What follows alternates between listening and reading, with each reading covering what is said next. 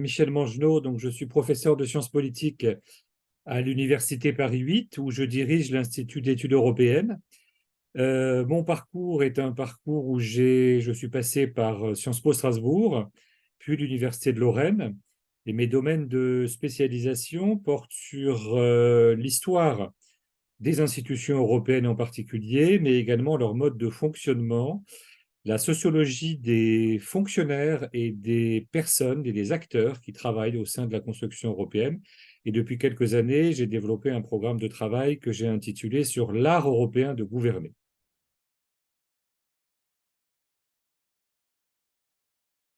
Il y a plusieurs façons de qualifier le processus de construction européenne.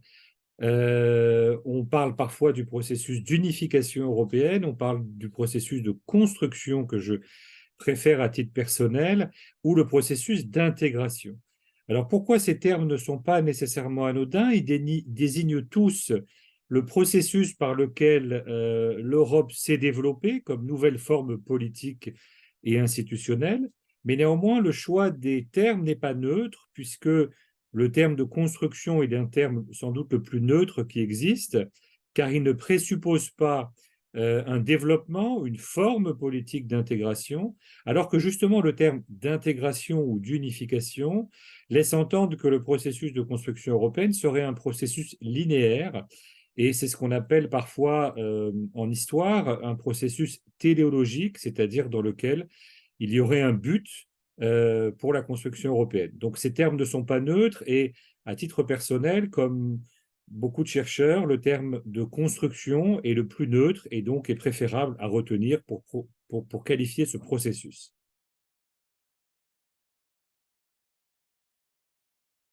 La construction européenne, si on reprend ce terme, a effectivement beaucoup d'origines, et c'est une question assez débattue dans la littérature et au sein du monde académique. Au sens strict du terme, la construction européenne telle qu'on va la voir ensemble maintenant, c'est le processus par lequel l'unification européenne a lieu à partir de la Seconde Guerre mondiale. Néanmoins, il y a des origines assez discutées, assez disputées au sein de la communauté scientifique. On peut remonter effectivement à des dates assez anciennes, au XVIIIe siècle. Vous avez au début du XVIIIe siècle, par exemple, l'abbé de Saint-Pierre avec son projet de paix perpétuelle. Pardon. Vous avez à la fin du XVIIIe siècle, en 1795, Emmanuel Kant avec son ouvrage Vers la paix perpétuelle encore. Et puis vous avez des fameux discours qui sont restés célèbres dans l'histoire, puisque vous avez en 1849 le célèbre discours du grand écrivain Victor Hugo qui appelle à la création des États-Unis d'Europe. Vous avez le célèbre discours du ministre ou de l'ancien ministre des Affaires étrangères français Aristide Briand à la Société des Nations en 1929. Et puis vous avez ensuite beaucoup de projets dans le cadre de Vichy, mais également évidemment dans le cadre de la résistance, qui vont aboutir à la Seconde Guerre mondiale et l'immédiate après-guerre.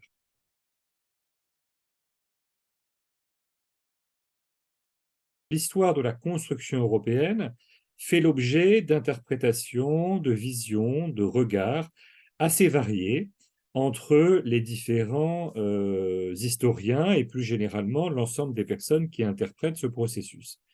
Alors on considère traditionnellement qu'il y a un peu deux grandes écoles ou deux grandes façons d'interpréter l'intégration européenne. Il y a une école qui a longtemps ou à l'origine était un peu prédominante, qui était l'école fédéraliste, qu'on appelle plutôt en sciences politiques l'école néo-fonctionnaliste.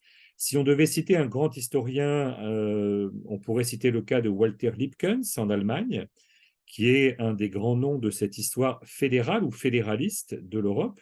Et puis, à l'autre côté du spectre, puisque vous avez tout un ensemble de domaines, mais vous avez l'école un peu inverse à cette école fédéraliste, c'est l'école intergouvernementaliste, avec en particulier un grand historien britannique, au-delà d'autres auteurs en sciences politiques, mais ce grand historien britannique, c'est Alan Milward qui a développé cette école intergouvernementaliste, c'est-à-dire qui insiste sur le rôle et la place des États dans la construction européenne.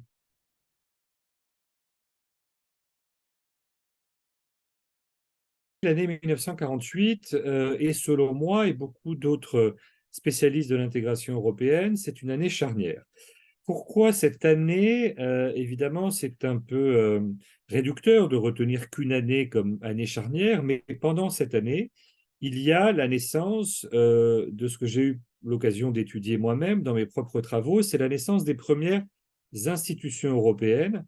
Et ce qui est important de comprendre, puisqu'on va les voir ensuite par la suite, c'est qu'il y a le développement ensuite de l'Union européenne telle qu'on la connaît encore aujourd'hui, c'est-à-dire l'Union à 27. Mais avant cette communauté européenne, devenue Union européenne, il y avait trois institutions. L'une d'entre elles a été transformée, l'autre existe toujours aujourd'hui à Strasbourg, et enfin la dernière a disparu définitivement de l'histoire.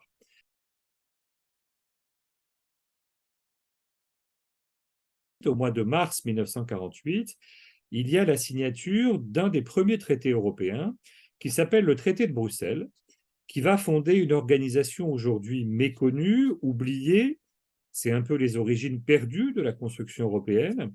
De quoi s'agissait-il? Il s'agissait d'une Europe que je qualifie souvent de franco-britannique. Pourquoi? Parce que le Royaume-Uni et la France étaient les deux grands États à être à l'origine de ce traité de Bruxelles, qu'on appellera quelques années plus tard l'Union de l'Europe occidentale en 1955.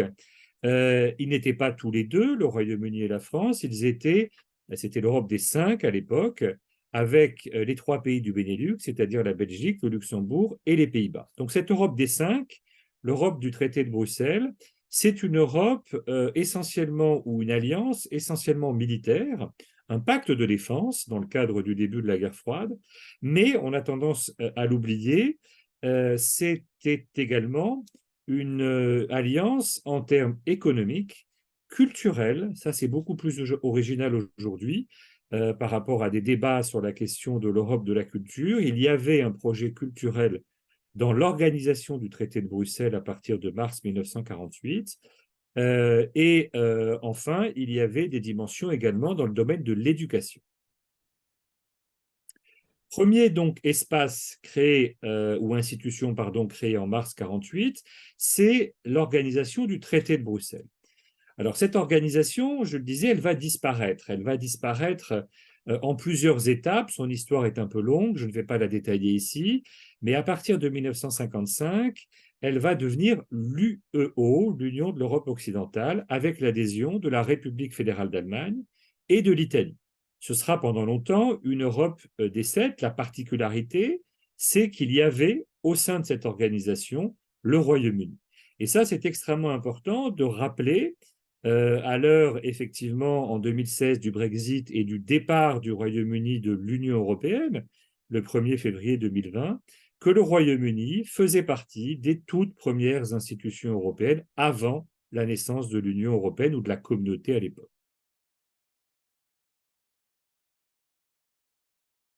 En avril 1948, c'est la création, cette fois-ci à Paris, de la deuxième organisation internationale en matière européenne, qu'on appelle l'Organisation européenne de coopération économique, l'OECE. Alors on a aussi oublié cette organisation pour une raison simple, c'est qu'elle a disparu formellement, sous cette forme en tout cas, puisque l'acronyme qui est aujourd'hui bien connu, c'est l'acronyme d'OCDE, l'Organisation de coopération et de développement économique, qui siège toujours à Paris, pardon, au château de la Muette, dans le 16e arrondissement. Alors, de quoi s'agit-il? En avril 1948, cette Europe que j'ai appelée moi-même l'Europe américaine de Paris. Pourquoi américaine? Parce que l'OSCE est chargé de distribuer le fameux plan de redressement européen qu'on appelle le plan Marshall, du nom du secrétaire d'État américain dans son grand discours à Harvard où il annonce sa volonté, après la guerre, d'aider l'Europe à la reconstruction pour que les États-Unis d'Amérique disposent d'un partenaire économique et politique dans le cadre évidemment du développement également de la guerre froide. Alors en avril 1948, 16 pays acceptent de rejoindre cette organisation dont les États-Unis ne sont pas membres, mais les États-Unis souhaitent que cette aide américaine soit distribuée par une organisation, non pas supranationale, on y reviendra, mais intergouvernementale de 16 pays, dans laquelle, évidemment, en avril 1948, la République fédérale d'Allemagne n'existe pas encore, donc elle ne peut naturellement pas y adhérer. Elle y adhérera en juin 1949, quand elle recouvrira sa souveraineté, mais elle s'élargira à d'autres pays. Mais cette OSCE est une Europe intéressante, car c'est une Europe également avec le Royaume-Uni, mais avec beaucoup d'autres pays, 16 pays, je le répète, fondateurs. Les pays d'Europe centrale et orientale ont vite décidé de refuser cette aide américaine Marshall, en raison évidemment des pressions soviétiques, mais vous avez par exemple des pays nordiques dans cette organisation européenne de coopération économique qui va jouer un rôle, selon beaucoup d'historiens, de laboratoire de la construction européenne, car c'est dans cette OSCE qu'on va développer par exemple la première Union européenne des paiements à partir de 1950.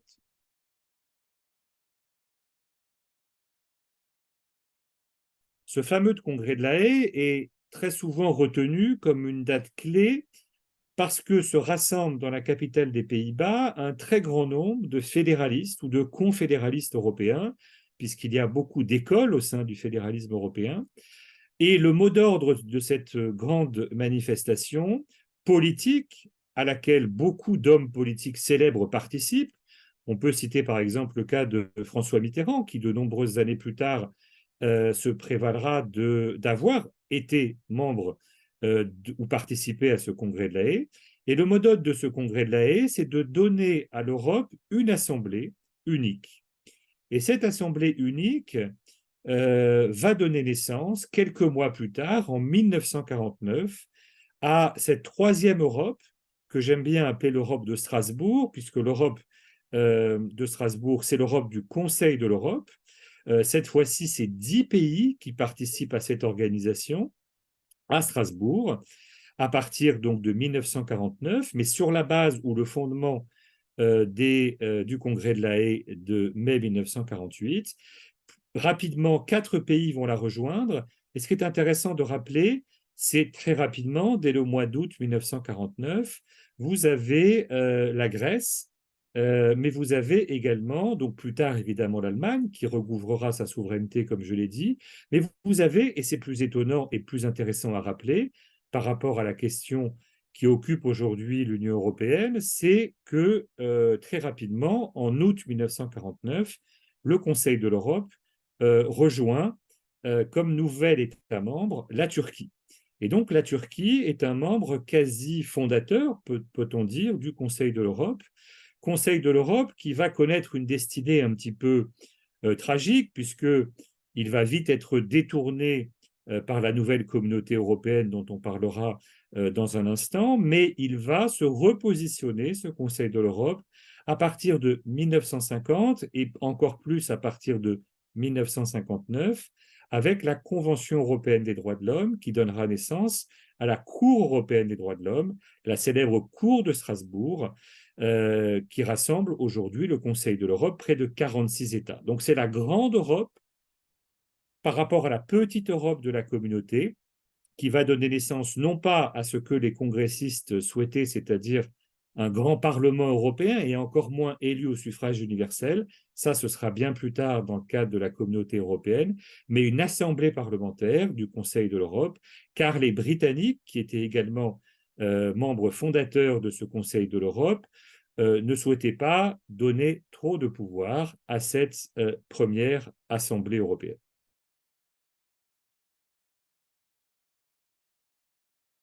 Ça, c'est une question très débattue, à la fois en sciences politiques et en histoire de la construction européenne. C'est le rôle et le poids des États-Unis. Alors, c'est une question assez compliquée parce que c'est une question qui a fait l'objet de beaucoup de débats, de beaucoup de controverses et de beaucoup de visions alternatives ou controversées. Ce que l'on peut dire, c'est clairement que les États-Unis, à partir de 1948, c'est-à-dire le début réel euh, du rideau de fer qui s'est abattu sur l'Europe, vont considérer le projet européen, quelles que soient ses formes, comme un projet à soutenir politiquement, idéologiquement, voire financièrement.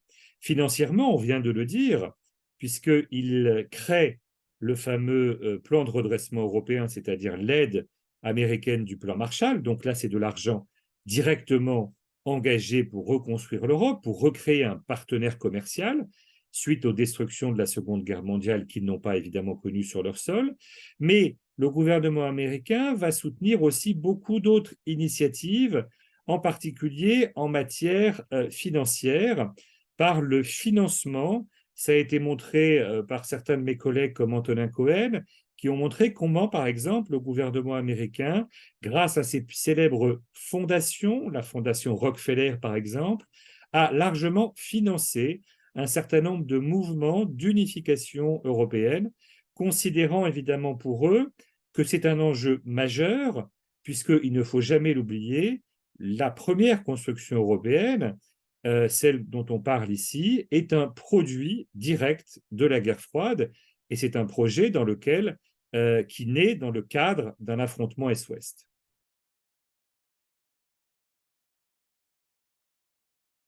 L'année 1950, après cette année charnière, est une année qui modifie progressivement et même très rapidement l'équilibre européen en la matière. Pourquoi? Parce que jusque-là, la diplomatie française était une diplomatie essentiellement centrée, essentiellement tournée vers l'alliance franco-britannique, la vieille alliance franco-britannique. Donc les diplomates du Quai d'Orsay étaient toujours attachés, et d'ailleurs certains le resteront longtemps attachés, à cette vieille alliance franco-britannique dont on vient de dire qu'elle a joué un rôle majeur en 1948 pour la première alliance militaire du traité de Bruxelles, qui était même précédée d'une alliance uniquement franco-britannique avec le traité de Dunkerque. Mais 1950, le 9 mai 1950, qui donc a été retenu à partir de 1986 comme date dite de fête de l'Europe, c'est une inflexion importante, d'abord dans la diplomatie française. Pourquoi? Parce que la diplomatie française, pour la première fois, décide, sous l'autorité du ministre français des Affaires étrangères, donc Robert Schuman, qui de ce point de vue-là est considéré comme un des pères de l'Europe, pour avoir prononcé le 9 mai 1950 son célèbre discours dans le salon de l'horloge du Quai d'Orsay. Mais ce discours, par rapport à la question des fondateurs de la CECA, la Communauté européenne du charbon et de l'acier, n'a pas été en fait écrit, c'est maintenant est attesté de façon très claire dans de nombreux travaux. L'homme clé de la déclaration Schuman, qu'il va en quelque sorte jouer un rôle de passeur entre les États-Unis, dont il est assez proche, c'est évidemment Jean Monnet, le commissaire général au plan depuis 1946, qui a joué un rôle d'ailleurs important pendant la Seconde Guerre mondiale, qui provient d'une filière assez particulière, puisque avant la guerre, il était dans le négoce du commerce, et puis surtout, il a été le secrétaire général adjoint de la nouvelle Société des Nations en 1919 à Genève.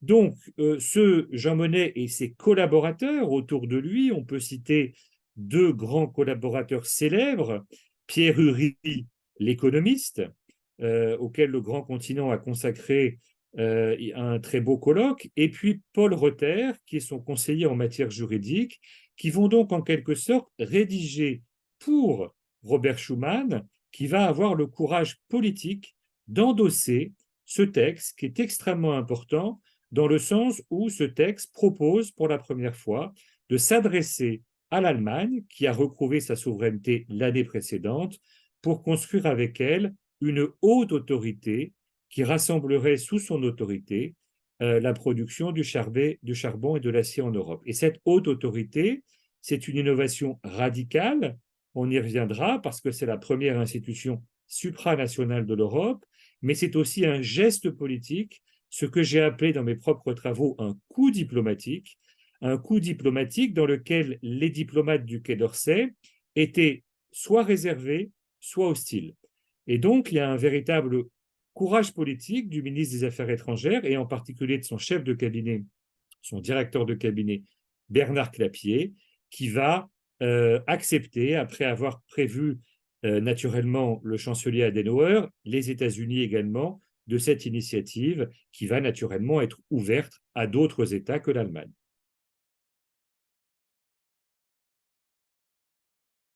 Par rapport aux précédentes institutions dont j'ai parlé, qui peuvent être considérées comme les premières, l'organisation du traité de Bruxelles, devenue l'Union de l'Europe occidentale, qui a définitivement disparu en 2011, l'OSCE, qui est donc devenu l'OCDE en 1960, qui n'est plus une organisation européenne, le Conseil de l'Europe reste une organisation européenne à Strasbourg, dont d'ailleurs le général de Gaulle a usé d'une formule qui n'est pas très agréable pour ce Conseil, puisqu'il qualifiait le Conseil de l'Europe de la belle endormie au bord du Rhin, pour dire effectivement qu'en dehors des droits de l'homme, elle avait perdu en quelque sorte l'essentiel de ses compétences.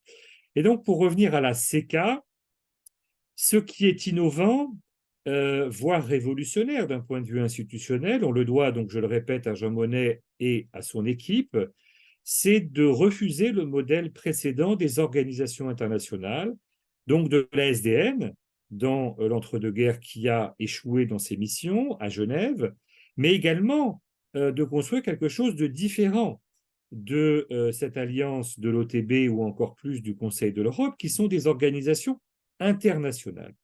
Et donc ici, il y a une volonté de construire ce que beaucoup commencent à appeler à l'époque le pool monnaie, c'est-à-dire la communauté supranationale, la première communauté supranationale, qui va être dotée de pouvoirs importants, en particulier à travers une de ces institutions, qui est la haute autorité du charbon et de l'acier, que va donc logiquement présider à partir de décembre 1952 Jean Monnet lui-même, mais cette haute autorité au pouvoir extrêmement fort, sur le modèle d'ailleurs d'une institution américaine, on y revient, c'est le modèle de la haute autorité ou de l'autorité de la vallée du Tennessee aux États-Unis, créée dans les années 1930, va devoir, à la demande des négociateurs du premier traité européen, c'est-à-dire le traité de Paris, qui va être signé le 18 avril 1951 à Paris, dont Jean Monnet était à la manœuvre, beaucoup de délégations, en particulier la délégation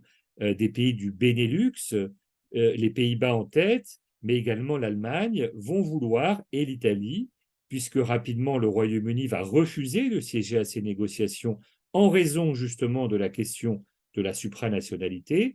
Mais néanmoins, il faut bien rappeler qu'il y a une différence majeure entre le 9 mai 1950 et le 18 avril 1951, car le 9 mai, la déclaration n'évoque quasiment que la haute autorité comme institution, alors qu'en fait, le 18 avril 1951, va naître une nouvelle communauté et des nouvelles institutions que nous connaissons encore aujourd'hui, c'est-à-dire une cour de justice, cette fois-ci à Luxembourg, la Cour de justice des communautés devenue la Cour de l'Union, qui est la juridiction la plus connue, avec la Cour de Strasbourg dont j'ai parlé, mais qui ne traite que des droits de l'homme, mais également l'Assemblée commune de la CECA, l'ancêtre du Parlement européen dont on reparlera tout à l'heure, et enfin le Conseil de ministres, c'est-à-dire une instance représentant les gouvernements des États membres. Donc en fait, se crée une nouvelle communauté avec une institution supranationale, comme la haute autorité, mais également la Cour, et une assemblée commune, mais également des instances de contrôle, en particulier contrôle de l'Assemblée sur la haute autorité, mais également contrôle du Conseil sur la haute autorité.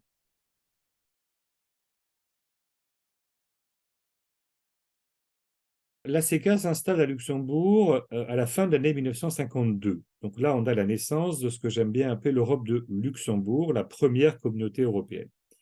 Cette première communauté européenne est un laboratoire de la supranationalité, mais très rapidement, avec en particulier la guerre de Corée qui se développe ou qui naît à ce moment-là, un autre projet va surgir dont Jean Monnet va aussi être une des chevilles ouvrières. Ce projet, c'est la communauté européenne de défense, l'armée européenne. Et cette armée européenne va aboutir à la signature d'un traité, le traité sur la communauté européenne de défense, la fameuse CED. Plusieurs États, les 5 autres États fondateurs de la communauté européenne du charbon et de l'acier, donc évidemment la France, l'Italie, la République fédérale d'Allemagne, les 3 États du Benelux, l'Europe des 6, 5 sur 6 vont ratifier ce traité. Néanmoins, le 30 août 1954, l'Assemblée nationale décide de ne pas ratifier ce traité suite à une longue querelle, la querelle sédiste-antisédiste, et en particulier s'oppose à ce moment-là un des premiers grands débats que certains ont parlé ou ont qualifié, toute proportion étant égale par ailleurs, de débats proches de l'opposition que la France a pu connaître au moment de l'affaire Dreyfus, c'est-à-dire que les caricatures sont extrêmement violentes, les oppositions sont extrêmement violentes, et le Premier ministre de l'époque, le président du Conseil, pardon, Pierre Mendès France, est dans une situation très difficile. On va l'accuser de ne pas soutenir ce traité. Et puis surtout, il y a deux grandes oppositions. L'opposition d'un côté gaulliste, sur la question évidemment de la souveraineté et de la perte de la souveraineté en matière du domaine le plus régalien, c'est-à-dire l'armée, de l'autre côté, l'opposition communiste, qui évidemment va, dans le cadre de la guerre froide, s'opposer à ce projet, là aussi soutenu par les États-Unis dans le cadre de la guerre froide. Ce 30 août 1954 est une date majeure dans l'histoire de la construction européenne, que les fédéralistes européens ont appelé le crime du 30 août. Pourquoi? Parce que du fait de la position de Pierre Mendès France, on va aboutir à une situation dans laquelle ce traité va être refusé. Et donc, évidemment, il n'était pas question de poursuivre en 1954 un traité, une armée européenne sans la France, puisque je rappelle que le Royaume-Uni, évidemment, n'était pas membre ni de la communauté européenne du charbon et de l'acier, ni de la CED.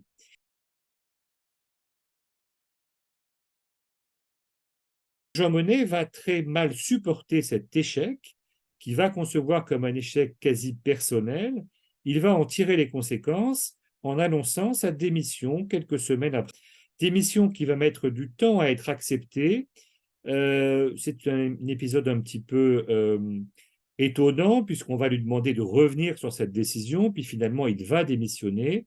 On va lui trouver un successeur en juin 1955, l'ancien chef du gouvernement français René Mayer, qui va le remplacer à Luxembourg. Et à partir de 1955, Jean Monnet va décider de soutenir la construction européenne dans un autre domaine, qui est sa fameuse association pour la fondation des États-Unis d'Europe. Il va choisir donc la forme associative. On utiliserait aujourd'hui le terme de think tank pour qualifier cette association, de 1955 à 1975. Donc pendant 20 ans, elle va jouer un rôle très important dans le développement de l'idée européenne.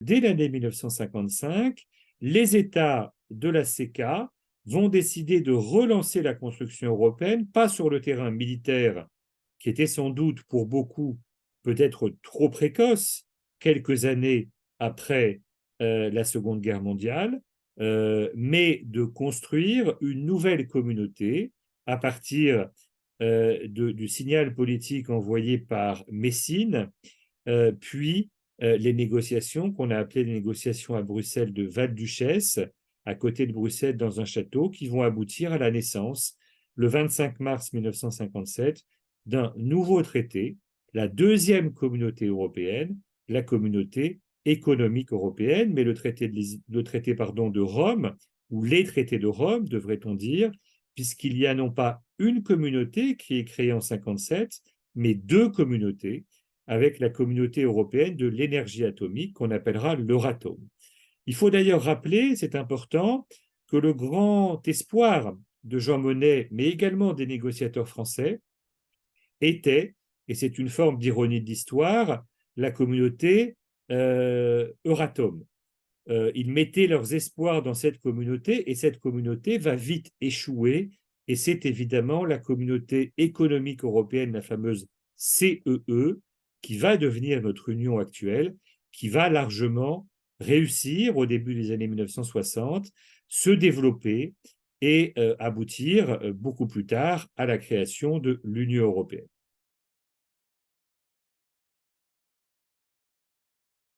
Quand le traité de Rome est signé, le 25 mars 1957, la 4e République en France connaît ses dernières heures. des heures difficiles, puisque le général de Gaulle revient au pouvoir dans des conditions débattues à partir de la crise d'Alger en 1958. Beaucoup s'interrogent à l'époque sur la réaction du général de Gaulle vis-à-vis du traité. Alors, les propos de Rome. Les qualificatifs qu'utilise ou le qualificatif qu'utilise le général de Gaulle, nouveau chef du gouvernement puis président de la République, sont peu élogieux envers les traités de Rome, puisqu'il aime bien les qualifier de traités de commerce. Ce qui, dans sa bouche, effectivement, est une façon de stigmatiser un peu ces traités qui, pour lui, n'ont pas une importance majeure. Néanmoins, et c'est très curieux, historiquement, on aurait pu penser, et beaucoup le pensaient à l'époque, que le général de Gaulle, au regard de sa position très hostile envers la CED, mais hostile envers beaucoup de mouvements d'unification européenne dans les années 1950, dans le cadre du Rassemblement pour la République française, le RPF, qu'il avait fondé, s'interroge sur sa réaction. Sa réaction en tant que nouveau dirigeant français et futur président de la République à partir de 1959 est une réaction de considérer que si la France a ratifié ce traité, il faut l'appliquer.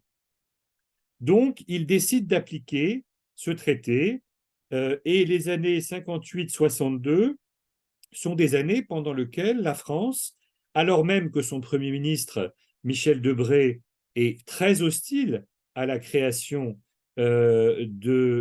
à la construction européenne de façon plus générale, c'était un des grands opposants à la CED, il n'a jamais mâché ses mots, et j'aime bien rappeler que Michel Debré a d'ailleurs changé de position, puisque à la fin des années 1940, il avait écrit un ouvrage qu'on peut qualifier quasiment d'ouvrage fédéraliste, une union des pays européens, mais sous l'influence du général de Gaulle, il devient beaucoup plus réservé.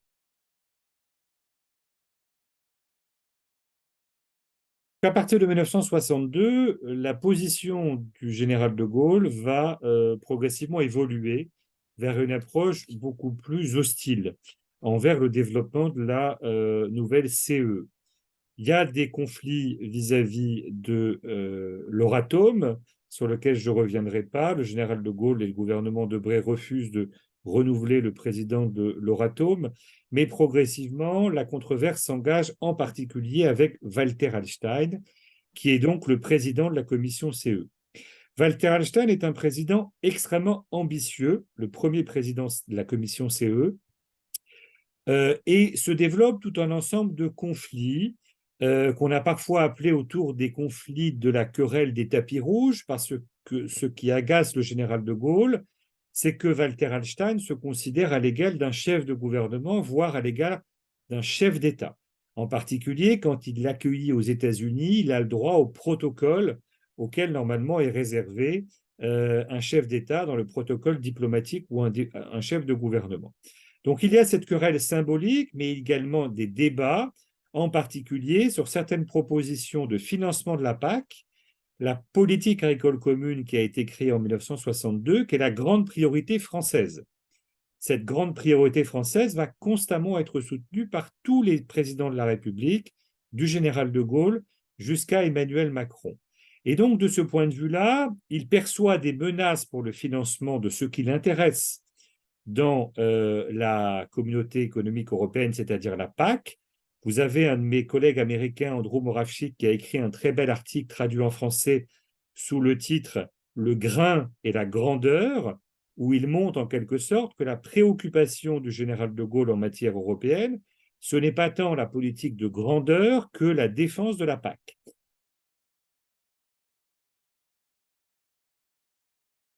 En 1965 va avoir lieu la fameuse crise de la chaise vide. Cette crise, c'est tout simplement le fait que le général de Gaulle décide pendant 6 mois, c'est tout à fait inédit dans l'histoire de la construction européenne, ça ne se reproduira plus jamais depuis lors, c'est que la France refuse de participer à toutes les négociations et les sessions du Conseil des ministres à Bruxelles. Et donc, elle rappelle pour cela son ambassadeur pour montrer sa désapprobation. Et c'est la consternation, évidemment, du point de vue de la Commission européenne. Il y a des épisodes un petit peu difficiles entre Paris et Bruxelles, des menaces, en particulier sur les fonctionnaires français qui travaillent dans les institutions européennes. Mais le général de Gaulle est inflexible et pendant 6 mois, plus aucun négociateur ne siège à la table du Conseil. Et donc, les 5 États, et en particulier l'Allemagne, avec lequel le général de Gaulle a engagé un processus de naissance de la coopération franco-allemande, essayent de trouver des solutions de compromis. Les pays du Benelux sont très agacés par cette position du général de Gaulle à qui ils attribuent une politique de grandeur excessive. Et on aboutit en 1966 au célèbre compromis de Luxembourg qui va développer la situation, mais qui va débloquer la situation dans le sens où ce compromis affirme le droit de tout État à disposer d'un droit de veto quand ses intérêts vitaux sont mis en cause. Et ce droit de veto va rappeler à tout le monde à Bruxelles que nous ne sommes pas dans un État fédéral, mais nous sommes bien dans un traité régi par les États et que quand un État veut stopper la machine, il le peut. Alors depuis lors, il n'y en aura plus, mais ça va donner naissance à ce que j'ai appelé au début de notre entretien l'école intergouvernementaliste, parce que cette école va considérer qu'à partir de 1966, que finalement, pour utiliser une formule célèbre d'un intellectuel néerlandais très brillant qui s'appelle Luc van Middelaar, dans son ouvrage Le passage à l'Europe, il explique que les États sont les maîtres des traités. Et à partir de ce moment-là, ils gardent une partie de leur souveraineté et le général de Gaulle obtient en quelque sorte satisfaction en 1966.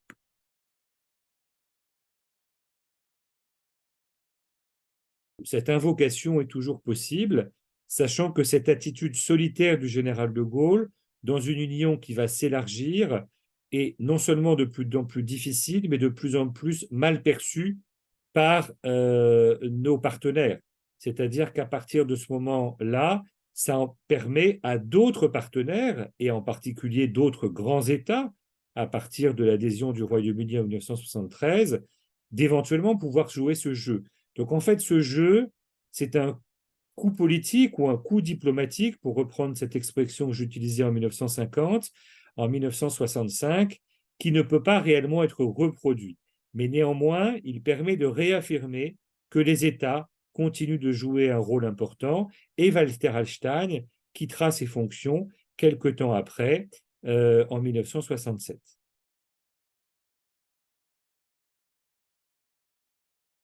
Si vous lisiez un manuel d'histoire de la construction européenne il y a une vingtaine d'années, vous auriez trouvé un chapitre 65-95, la crise de l'intégration européenne. Depuis une dizaine ou une quinzaine d'années, les historiens et les spécialistes qui étudient la construction européenne, comme beaucoup d'autres et moi-même, ont une vision beaucoup plus équilibrée de ce qu'on peut appeler une forme de Moyen Âge européen, c'est-à-dire ces années longtemps qualifiées de crise, de 65 à la relance de 85 et l'arrivée à la présidence de la Commission du Français Jacques Delors. Alors, pourquoi on peut être plus mesuré? Le terme d'eurosclérose, c'est un terme qui va apparaître avec les chocs pétroliers en 1973. On va considérer effectivement que la communauté est durement touchée par ces chocs pétroliers, et ça, c'est tout à fait exact. Néanmoins, ce qui est intéressant d'observer, c'est la réaction de la communauté à ces chocs pétroliers et le développement de ce que j'aime bien appeler un laboratoire de naissance de nouvelles politiques européennes. Parce qu'en fait, les années 70, et même dès la fin des années 60, en 1968, c'est encore l'achèvement de l'union douanière, donc il y a encore des éléments qui fonctionnent sur la lancée du traité de Rome, mais progressivement vont se développer de nouvelles politiques à partir des années 1973 et en particulier à partir aussi du déblocage du verrou gaulliste, puisque naturellement Georges Pompidou est un peu plus enthousiaste à la cause européenne avec le nouveau congrès de la Haye, ou le sommet de la Haye, pardon, en 1969. On va élargir les compétences européennes et on va aboutir, par exemple, au développement de politiques dans des champs dans lesquels la communauté n'intervenait pas. On peut citer le cas de la politique sociale, même si la politique sociale a toujours été présente à la CECA très fortement, avec beaucoup d'aides en matière pour la mobilité des travailleurs de la CECA. Il y a énormément, il y a une dimension sociale très forte dans la CECA, moins dans la CE, mais dans les années 70 vont se développer la libre circulation des travailleurs, vont se développer le développement d'un certain nombre de fonds européens, vont se développer la politique européenne de cohésion, la politique donc régionale. C'est les premières initiatives en matière de politique environnementale, c'est les premières initiatives en matière de politique d'éducation et de culture. Donc les années 70 ou ce Moyen Âge européen, c'est un laboratoire d'expérimentation de nouvelles politiques qui vont aujourd'hui être des politiques importantes de l'Union européenne, puisque l'Union a une politique environnementale très élevée, très importante, qui a donné naissance, il y a maintenant peu de temps, à ce qu'on appelle le paquet climatique par la Commission von der Leyen. Deuxième dimension, ces années ne sont pas simplement des années de crise, elles sont des années de préparation de la relance. En fait, ces années permettent la relance de 85, et en fait, quand on étudie la relance de 85-86, on s'aperçoit que beaucoup d'éléments de cette relance de l'or étaient en fait dans les papiers des commissions précédentes, alors des commissions peu connues, mais des commissions dont on peut citer quand même le nom de leur président. En 77, c'est le président Jenkins. C'est intéressant de le rappeler parce que c'est le seul et désormais unique président britannique de la Commission européenne. Et puis en 81, le président Thorne, qui n'avait pas bonne presse, mais qui en fait a permis la relance à partir du moment où Jacques Delors va être nommé en janvier 85 à Bruxelles.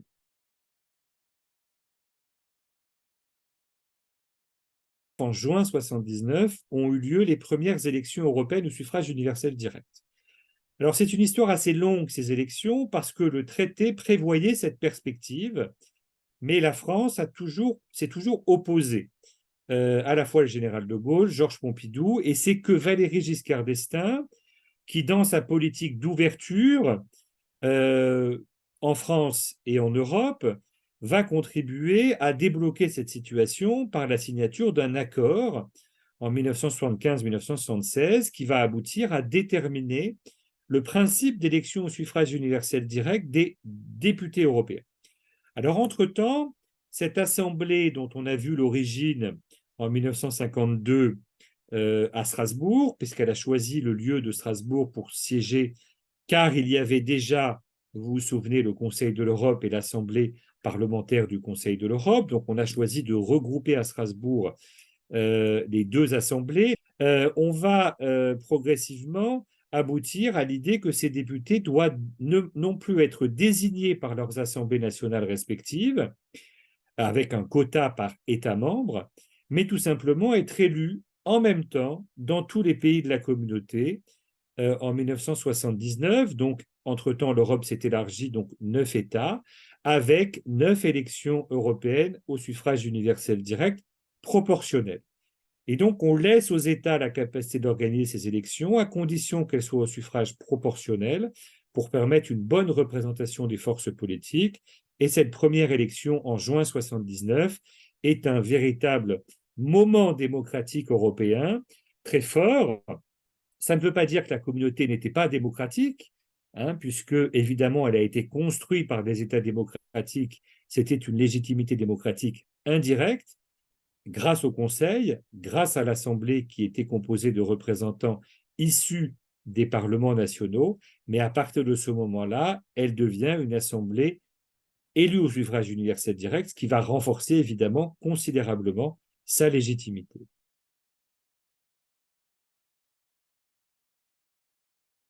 À partir de 1985, un nouveau président de la Commission bénéficie un petit peu de tout ce laboratoire qui a été engagé précédemment et va assez rapidement, par une assez forte habileté politique, réussir ce que j'aime bien appeler une double alliance. De quoi s'agit-il? D'abord, Jacques Delors, à travers la signature de l'acte unique, dont il est en partie à l'origine, même si cet acte unique doit être évidemment négocié et ratifié par les États membres, tous les États membres, ça c'est une règle absolue sur laquelle on pourra revenir, Mais en 86, ce traité est signé, entre en vigueur en 87, et il permet de relancer le projet finalement de Rome, c'est-à-dire l'achèvement du marché intérieur au 1er janvier 1993. Alors c'est une dynamique très forte politique. Pourquoi j'aime bien parler d'une double alliance? Parce que Jacques Delors, et quand je dis Jacques Delors, c'est l'ensemble de sa commission, en particulier aidé du commissaire britannique Lord Cookfield, qui va préparer à la fois ce livre blanc puis l'achèvement du marché intérieur, parce qu'on a appelé les fameuses 300 directives. Donc c'est une production législative extrêmement intense qu'on ne connaîtra plus depuis lors à Bruxelles. Et c'est une double alliance à la fois avec les forces patronales et syndicales européennes, parce que Jacques Delors, du fait de son origine, il a été syndicaliste, il a une proximité et un intérêt pour les questions de dialogue social, va d'ailleurs être un grand homme de ce qu'on appelle le dialogue social européen qui va naître également pendant ces années-là. Mais c'est une double alliance parce que l'alliance qu'il va construire avec les forces économiques, syndicales, patronales à l'échelle européenne va également être une alliance avec les gouvernements nationaux et en particulier naturellement avec François Mitterrand qui a contribué à le nommer, mais plus curieusement, Jacques Delors va réussir à bien s'entendre avec non seulement le chancelier allemand Helmut Kohl, mais également la première ministre, pourtant beaucoup plus réservée sur la construction européenne, Margaret Thatcher.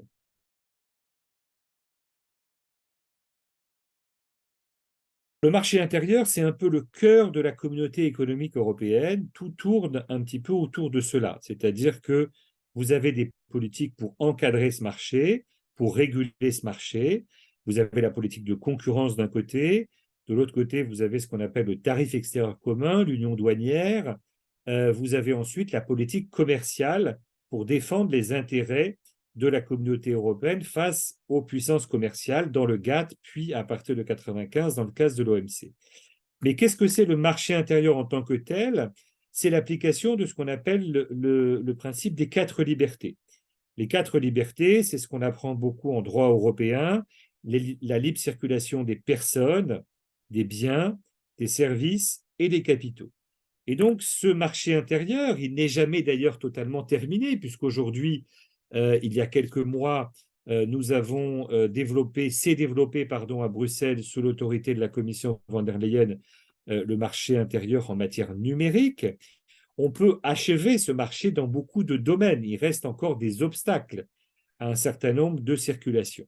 Mais néanmoins, c'est un peu le cœur de la communauté économique européenne, ce qui explique aussi d'ailleurs que certains trouvent que cette communauté est restée pendant trop longtemps économique, puisqu'elle a tourné autour de ce principe des 4 libertés, même si elle a élargi ensuite largement ses compétences à partir en particulier du traité de Maastricht.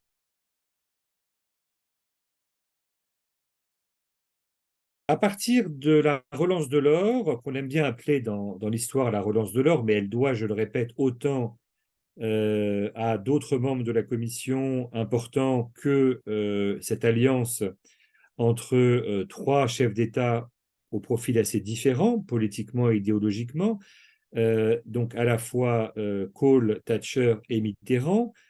Il y a une confiance que la Commission Delors a de la part du Conseil européen et donc des chefs d'État et de gouvernement, et progressivement va se développer un projet d'union politique. Alors ce projet d'union politique, il était évidemment une conséquence directe de la fin de la guerre froide, de la chute du mur de Berlin en 89 et du processus de réunification allemande à partir de 90.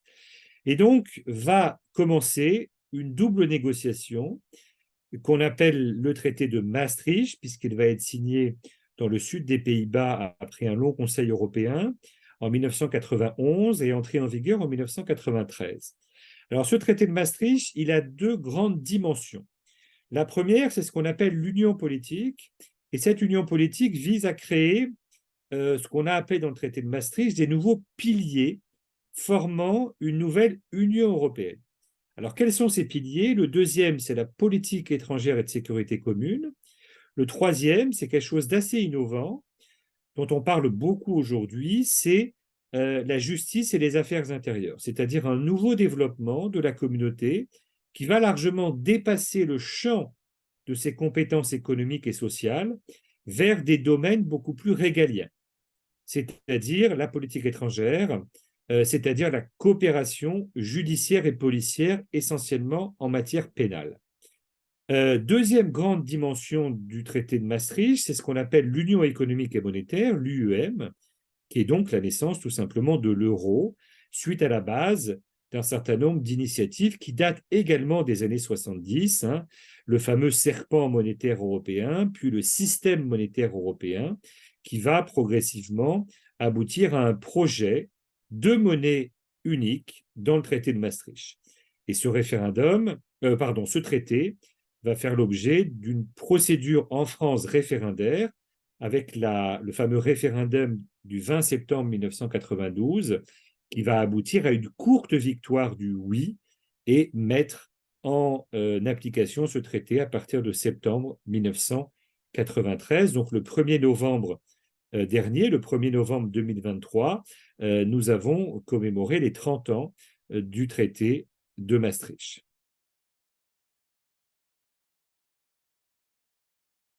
La question de l'élargissement, c'est une question très ancienne, puisqu'à partir du moment où le Royaume-Uni a refusé en 1950 la main tendue du gouvernement français de rejoindre le traité de Paris en 1951, en 1957, la question se posera également, le Royaume-Uni refusera. Et puis, alors les mauvaises langues aiment bien dire que devant le succès de la nouvelle communauté européenne, le Royaume-Uni, de 58-62, va progressivement demander son adhésion suite à l'échec de la zone européenne de libre-échange. Et en 63, il va déposer sa première demande d'adhésion, premier refus, premier veto du général de Gaulle. 1967, deuxième refus, deuxième veto du général de Gaulle. Considérant d'ailleurs de façon assez amusante que le Royaume-Uni pourrait déstabiliser la nouvelle communauté. Donc c'est assez amusant de rappeler que le général de Gaulle, qui pourtant d'un certain point de vue, est considéré comme très réservé vis-à-vis de la construction européenne en raison de la crise de la chaise vide, va finalement aboutir à défendre la communauté européenne. Certains auteurs ont parlé d'un intégrateur malgré lui, en considérant que l'arrivée du Royaume-Uni déstabiliserait la communauté puis l'Union européenne, ce qui en partie s'est révélé exact, mais bien sûr, nous le saurons que dans les années 90 ou 2000. Alors, ce premier refus va aboutir à un déblocage avec l'arrivée de Georges Pompidou, qui va accepter d'engager les négociations avec le Royaume-Uni, mais également avec le Danemark et avec l'Irlande.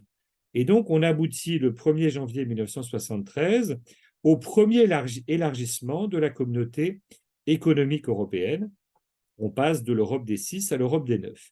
Et ensuite, c'est un élargissement qui va être une série d'étapes.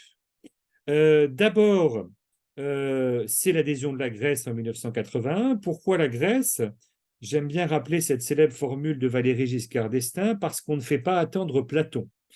Elle est assez amusante parce que l'Espagne et l'Italie, l'Espagne évidemment et le Portugal souhaitaient rejoindre, et l'Italie est évidemment membre depuis l'origine, l'Espagne et le Portugal, donc la péninsule ibérique, qui ont recouvré évidemment la démocratie suite à la chute de Franco et de Salazar, étaient candidats finalement à peu près au même moment que la Grèce, qui avait elle-même connu le régime des colonels, donc le retour de la dictature, mais on a créé une situation un peu exceptionnelle pour la Grèce au nom de son histoire, le lieu de naissance de la démocratie européenne à Athènes au 5e siècle avant Jésus-Christ. Et donc finalement, la Grèce adhéra avant l'Espagne et le Portugal, qui n'adhéreront que le 1er janvier 1986. Et donc ensuite, vous avez un élargissement de 1995, non pas à tous les pays nordiques, puisque la Norvège va refuser par référendum en 1972 son adhésion. Donc c'est l'adhésion à la Suède et à la Finlande. Donc les 3 pays nordiques, à part la Norvège, sont membres de la communauté européenne, ainsi en 1995 que de l'Autriche, qui avait longtemps refusé intégration, en particulier pour des raisons de neutralité. Vient ensuite, évidemment, je l'ai dit, la chute du mur et donc ce qu'on a appelé le grand choc de l'élargissement de 2004. Pourquoi? Parce que beaucoup de pays d'Europe centrale et orientale, 8, vont adhérer en 2004, dans le plus grand élargissement de l'histoire de la communauté ou de l'Union européenne. 8 pays d'Europe centrale et orientale, dont évidemment le plus grand, la Pologne, mais tous ceux que l'on connaît aujourd'hui, la Hongrie et la République tchèque et la Slovaquie, qui entre-temps s'étaient séparés dans un processus de séparation de la Tchécoslovaquie. Il y a également Chypre et Malte qui vont adhérer en 2004. Donc 8 pays d'Europe centrale et orientale qui vont être rejoints quelques années plus tard en raison d'une adhésion un peu plus compliquée, en particulier liée à la question toujours difficile de la reprise de l'acquis communautaire et de la lutte contre la corruption. La Bulgarie et la Roumanie adhéreront en 2007, puis enfin, dernier pays à avoir adhéré à l'Union européenne, en 2013, la Croatie, ce qui aboutit donc à une union à 28 à l'époque, avant le départ du Royaume-Uni.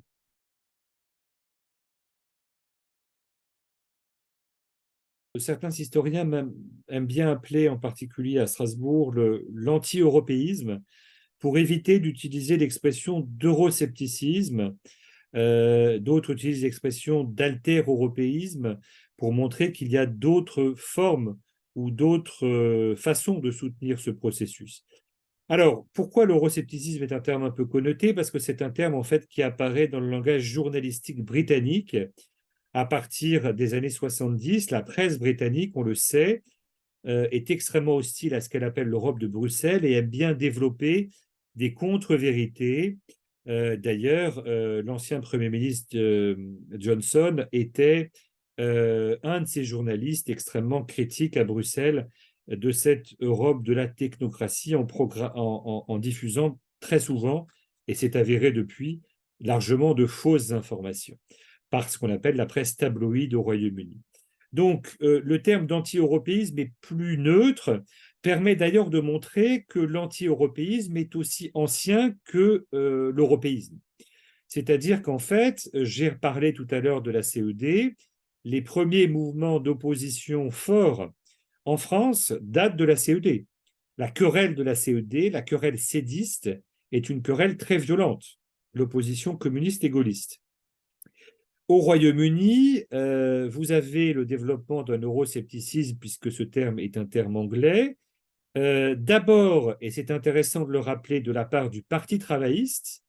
Ça veut dire que le Parti travailliste a d'abord été très réservé vis-à-vis de l'intégration européenne, puis ensuite, ça va être un euroscepticisme de droite, c'est-à-dire un euroscepticisme conservateur. Donc les formes d'euroscepticisme, elles peuvent changer. J'aime bien dire qu'au Royaume-Uni, on est passé vraiment d'un euroscepticisme de gauche travailliste à un euroscepticisme de droite conservateur, qui n'a rien à voir, puisque l'opposition travailliste considérait que la communauté, justement, était trop libérale et allait inquiéter le pouvoir des ouvriers anglais. Alors que l'euroscepticisme conservateur, donc de Margaret Thatcher jusqu'à David Cameron et le référendum de 2016, c'est un euroscepticisme essentiellement centré autour de la question de la souveraineté, de la perte de la souveraineté du Royaume-Uni.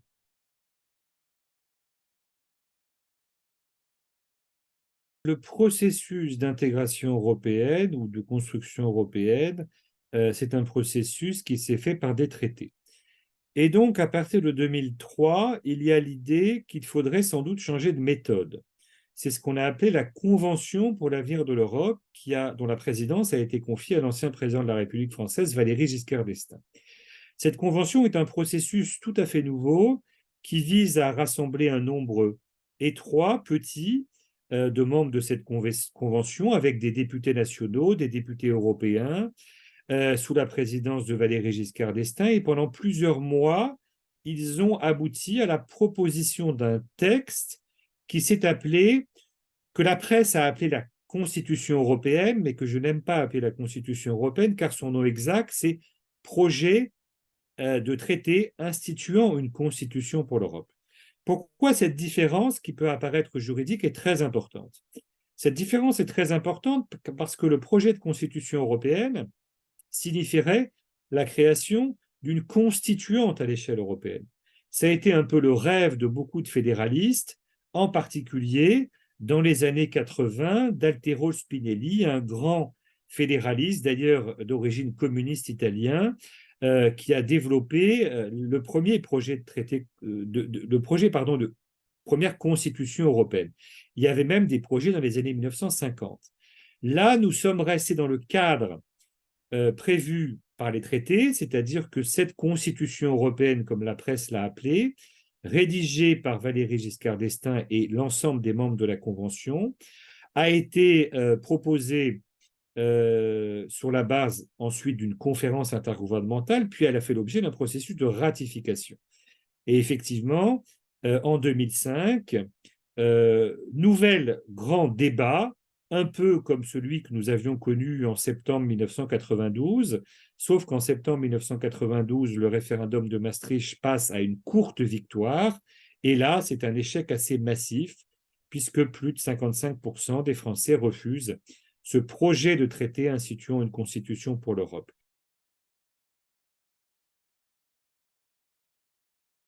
Il y a beaucoup de débats à l'époque. Il y a des oppositions qui sont des oppositions souverainistes, c'est-à-dire qui considèrent que la Constitution présente un danger, même s'il y a eu beaucoup de malentendus, puisqu'il ne s'agissait pas d'une réelle Constitution. Mais ce qui a fait le plus grand nombre de débats, c'est d'avoir intégré dans ce texte ce que Valéry Giscard d'Estaing d'ailleurs ne souhaitait pas, c'est-à-dire d'intégrer des éléments des précédents traités qui allaient en quelque sorte graver dans le marbre un certain nombre de principes, en particulier que l'on trouve dans les traités depuis le traité de Rome, c'est-à-dire la libre circulation, les quatre libertés, le marché intérieur, la politique de concurrence. Et donc certains, en particulier à gauche, ont considéré que ce traité allait graver dans le marbre, comme ils l'ont dit constitutionnellement, des principes qu'ils n'estimaient pas devoir avoir une valeur constitutionnelle. Donc je pense que ce référendum, qui a été largement perdu, donc il n'y a pas eu de constitution européenne, il n'y a pas eu de projet de traité instituant une constitution pour l'Europe. Nous sommes repassés ensuite à une procédure classique, c'est-à-dire une nouvelle conférence intergouvernementale qui a donné naissance au traité de Lisbonne, puis une ratification parlementaire.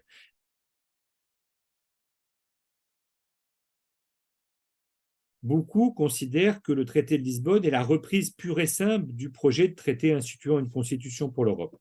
Alors là, c'est un raccourci historique et juridique. Bien sûr, comme le projet de traité instituant une constitution pour l'Europe avait, à mon avis, à tort, comme le disait d'ailleurs Valéry Giscard d'Estaing, intégré dans son corps de doctrine des éléments qui n'avaient rien à y faire d'un point de vue purement constitutionnel, c'est-à-dire qu'en fait, la Constitution européenne aurait dû être résumée à l'explication des règles de gouvernement de l'Union européenne, comme c'est le cas de la Constitution de la Ve République, par exemple, en France, ou comme c'est le cas de la majorité des constitutions, et de réserver toutes les autres règles à un traité, comme c'était le cas jusque-là. Cette confusion a été entretenue par un certain nombre d'opposants, et surtout, elle a abouti à une grande perplexité de l'électorat qui s'est dit, mais que se passe-t-il? Est-ce qu'il s'agit d'une constitution? Est-ce qu'il s'agit d'un traité? Et ils ont compris finalement que ça n'était ni l'un ni l'autre et qu'il y avait finalement une incertitude un peu structurelle dans ce projet.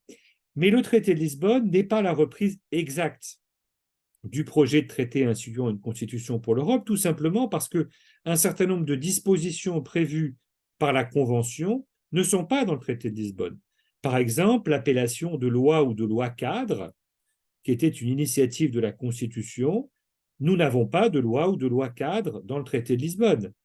Il y avait un ministre des Affaires étrangères de l'Union européenne dans la Constitution, il n'y a pas de ministre des Affaires étrangères dans le traité de Lisbonne et donc dans l'Union aujourd'hui.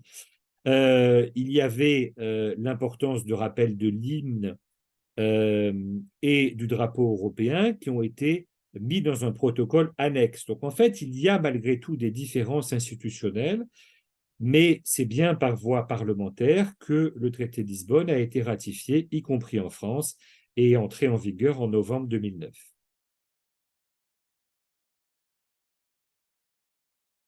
Les traités sont l'élément sur lequel s'est construit toute l'Union européenne depuis 1951, premier traité communautaire, traité de Paris, jusqu'au dernier traité sur lequel nous vivons aujourd'hui, c'est-à-dire le traité de Lisbonne 2007, entré en vigueur en 2009. Alors, les traités, ça fait partie d'une, de la forme politique qu'est l'Union européenne. C'est-à-dire qu'en fait, l'Union européenne est une forme politique assez singulière. Elle n'est ni un État, ni une organisation internationale. Pour reprendre la formule de Jacques Delors, que j'aime bien d'un point de vue théorique, parce qu'elle permet de penser l'Union est une forme de fédération d'États-nations. Alors c'est un oxymore, puisqu'une fédération n'est rarement composée d'États-nations, mais l'intérêt de cet oxymore est de faire penser à cela. Mais une fédération d'États-nations, parce qu'il y a bien des éléments fédéraux dans l'Union européenne. Le Parlement européen élu au suffrage universel direct, on l'a dit, mais il y en a d'autres, hein. Le principe de primauté du droit européen, la Cour de justice, la Banque centrale européenne pour les pays dont l'euro est la monnaie. Et donc, de ce point de vue-là, la Fédération d'États-nations, si on considère l'Union sous cette forme, sous cette appellation d'entité politique, elle est basée toujours sur des traités. Alors, c'est à la fois la force et la faiblesse de l'Union européenne. Sa force, parce que ça permet toujours de permettre une unanimité des États dans chaque réforme des traités. Ça veut dire que finalement, on ne peut pas considérer que les États cèdent leur souveraineté sans leur accord, puisque par définition, ils doivent ratifier, et on a vu dans certains cas, ils ne l'ont pas fait, le 30 août 54 ou le référendum de 2005. On pourrait d'ailleurs parler d'autres échecs, comme la Norvège, je l'ai cité. Et donc, de ce point de vue-là, c'est également une faiblesse. Pourquoi? Parce que le processus de transformation de l'Union ne peut pas aboutir autrement que par une transformation des traités constitutifs de l'Union. Et donc, de ce point de vue-là, on en parle beaucoup aujourd'hui, depuis plusieurs années. Certains sont favorables, par exemple, à une nouvelle réforme des traités dans les années qui viennent, suite à la conférence pour l'avenir de l'Europe, et d'autres sont beaucoup plus réticents.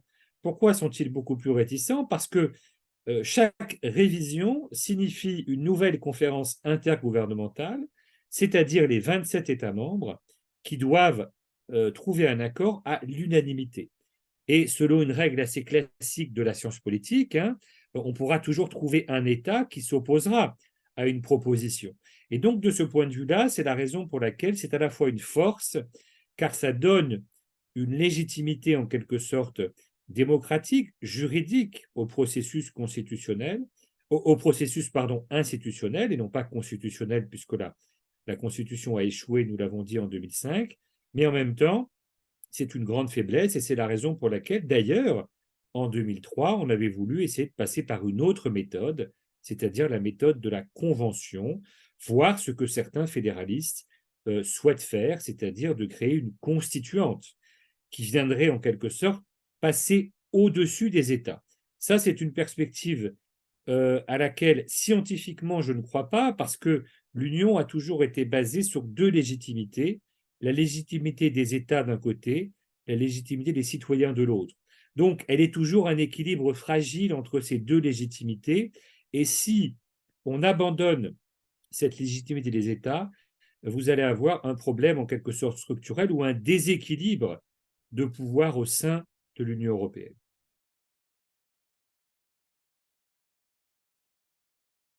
L'histoire du Royaume-Uni depuis 1973 est une histoire assez mouvementée.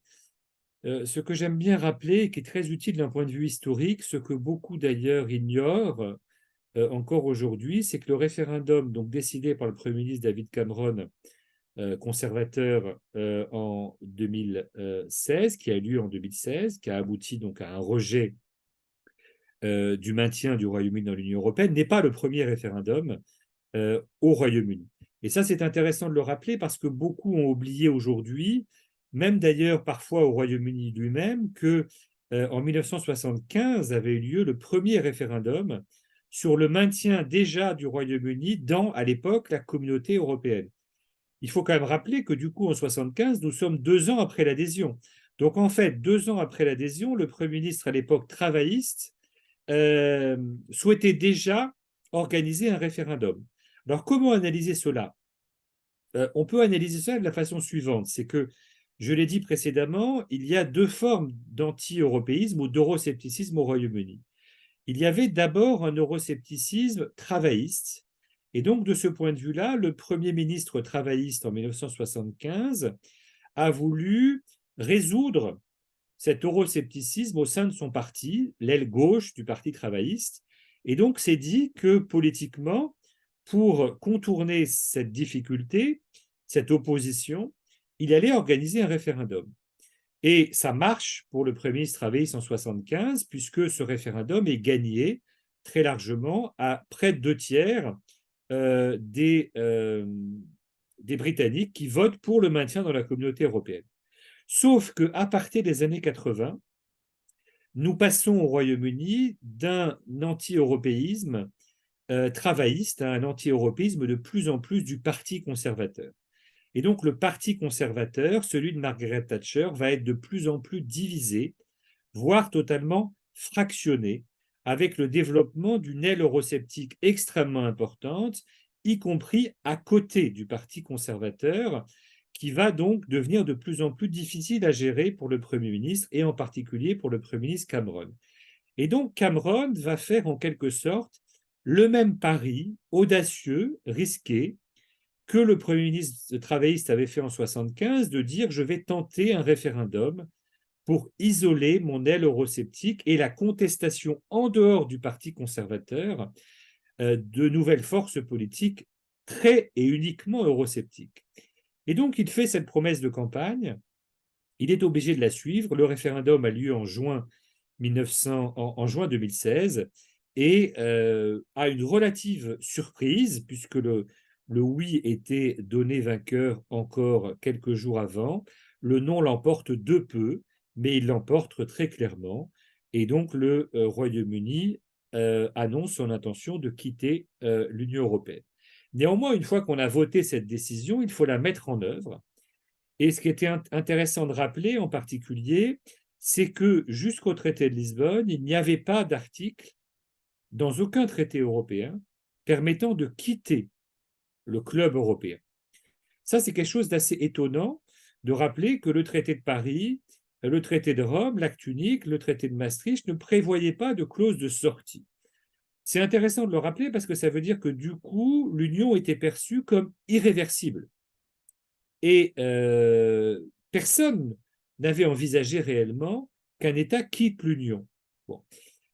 La sagesse du président Giscard d'Estaing, président de la Convention, qui a été reprise dans le traité de Lisbonne, c'est l'article 50 du traité de Lisbonne, a décidé de considérer qu'il fallait prévoir une clause de sortie assez sage, et c'est ce fameux article 50 que plusieurs mois après le référendum, Theresa May activera, et les négociations vont être rudes, difficiles, et n'aboutiront au retrait effectif du Royaume-Uni que le 1er janvier 2020, c'est-à-dire un mois avant le déclenchement de la crise du Covid.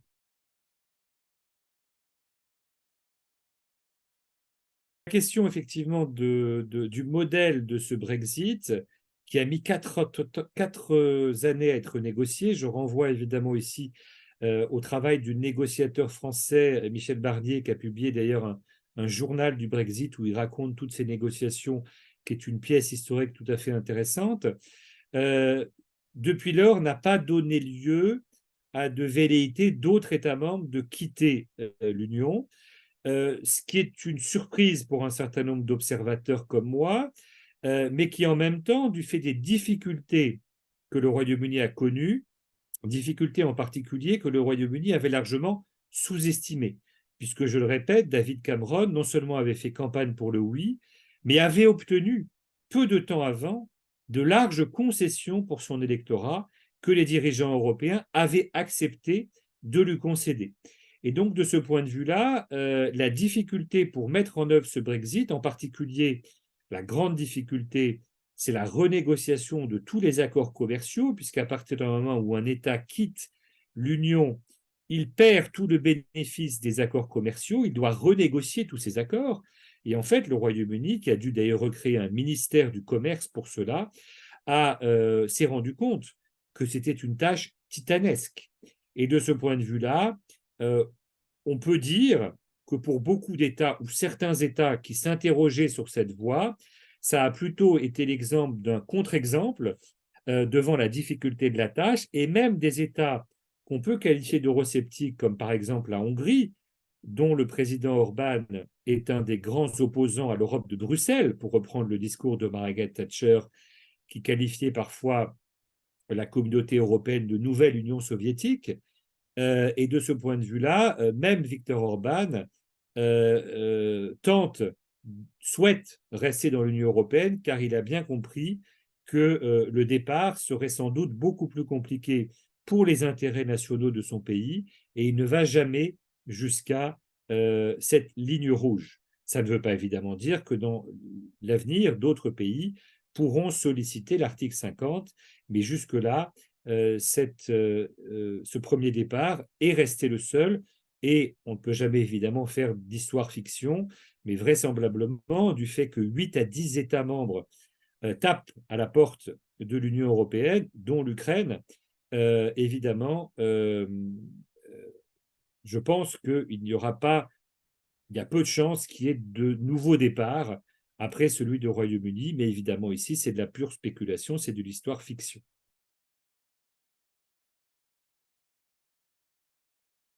L'Union européenne, depuis 15 ans maintenant, a fait face à une série de crises qui ont été très bien analysées d'ailleurs par Luc von Middelaar dans un ouvrage qui s'appelle Quand l'Europe improvise. La crise migratoire, qui est toujours en cours, la crise grecque, la crise financière, euh, la crise atlantique à un moment, et puis à partir du 24 février 2022, non plus la crise, mais la guerre en Ukraine, l'agression, l'invasion d'une partie du territoire ukrainien par la Russie. Alors, ce qui est intéressant de voir, c'est comment l'Union peut réagir à des situations de crise ou de guerre. Si on essaye de résumer un petit peu, on pourrait dire que la crise économique et financière de 2008, la crise grecque en 2011-2012, à un moment, il était question même que la Grèce quitte la zone euro, voire l'Union européenne, ce qui n'a pas été le cas. La réponse de l'Union européenne à la crise économique et financière et à la crise grecque, la crise de la zone euro, a duré plusieurs années. Elle a abouti à un certain nombre de dispositifs. Certains sont controversés ou très critiqués pour une plus grande discipline et des mécanismes de surveillance, en particulier de surveillance également bancaire. C'est ce qu'on appelle, par exemple, le semestre européen pour mieux coordonner un certain nombre de dispositifs entre les capitales et Bruxelles. Il y a une autre crise, évidemment, qui s'est déclenchée peu de temps après le départ du Royaume-Uni le 1er février 2020, c'est évidemment la crise du Covid. Au-delà de la crise sanitaire, qui a été extrêmement importante, l'Union a réagi cette fois-ci en plusieurs semaines. Et donc, il y a une forme d'accélération du temps dans la gestion de l'Union européenne, parce que l'Union a agi d'ailleurs dans des compétences, la Commission européenne en particulier sur le mandat du Conseil, dans des domaines dont elle n'avait pas nécessairement de compétences. Et ça, par rapport à nos précédents échanges, c'est intéressant de rappeler qu'en matière de santé, elle n'a pas de compétences, elle a une compétence d'appui.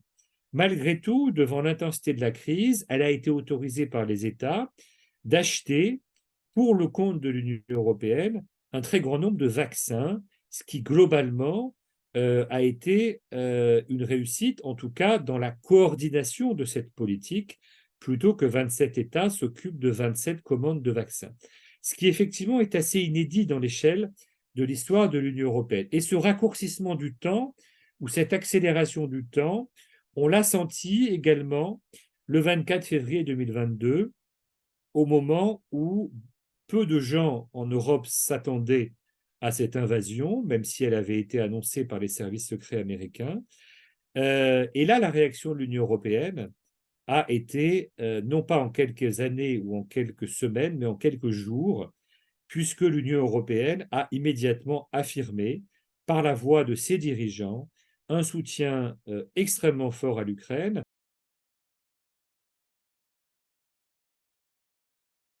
en particulier un soutien tout à fait révolutionnaire, c'est-à-dire que pour la première fois dans l'histoire de l'Union européenne qu'on a retracé dans cet entretien, grâce à un outil créé peu de temps auparavant, qu'on appelle la Facilité européenne pour la paix, l'Union européenne a pu débloquer des sommes importantes pour acheter des armes létales à l'Ukraine.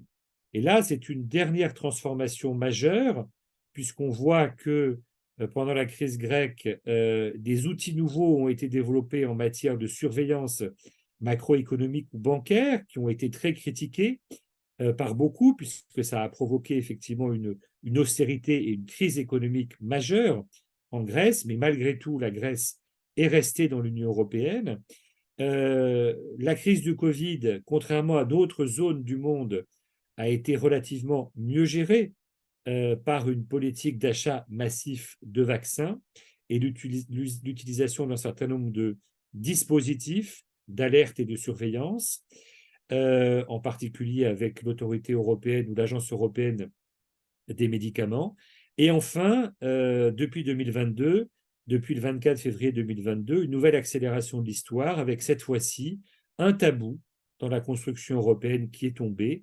C'est que l'Union qui avait été créée pour empêcher la guerre, empêcher une nouvelle Seconde Guerre mondiale, finalement contribue à armer un belligérant contre un agresseur russe, en l'occurrence, et contre la menace russe. Et donc là, c'est une nouvelle inflexion extrêmement importante dont nous tirerons les conséquences dans les années qui viennent.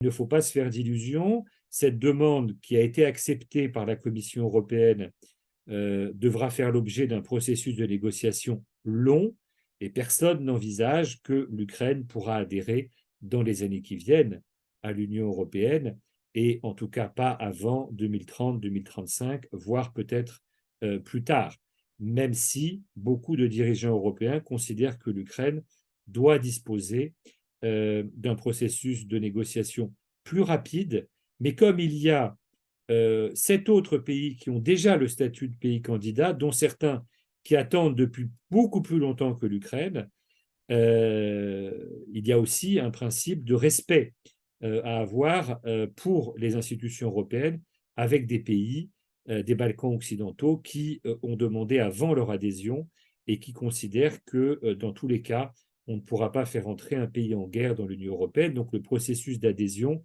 sera long et difficile pour l'Ukraine qui devra engager une série, évidemment, de réformes très importantes pour permettre de rejoindre l'Union européenne dans un avenir qui est aujourd'hui extrêmement difficile à déterminer.